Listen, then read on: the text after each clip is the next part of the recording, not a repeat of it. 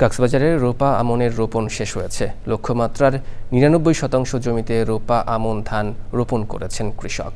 আবহাওয়া অনুকূলে থাকলে ভালো ফলনের আশা করছেন তারা। কক্সবাজার থেকে সরোয়ার আজম মানিকের রিপোর্ট।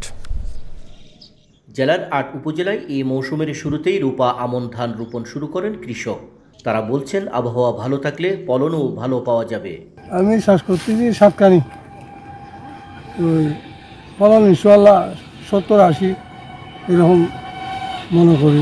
গরম পড়তেছে আর স্বাস্থ্য একটু ভালো হতে পারে মনে আশা বাইরে দানিবা গরম হলে আরো অত্যাচার মৃত্যু জ্বর দিলে মৌসুম ভালো বলে আশা করি।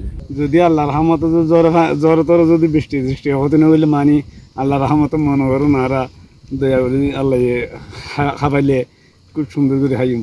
ভালো বীজ এবং সার সংকট না থাকায় রোপা আমনের ফলন ভালো হবে বলে জানিয়েছে কৃষি বিভাগ। উপসহকারী কৃষি কর্মকর্তারা তারা মাঠে থেকে প্রতিটা ব্লকে কৃষকদেরকে প্রয়োজনীয় পরামর্শ এবং উদ্বুদ্ধ গ্রহণ করেছে।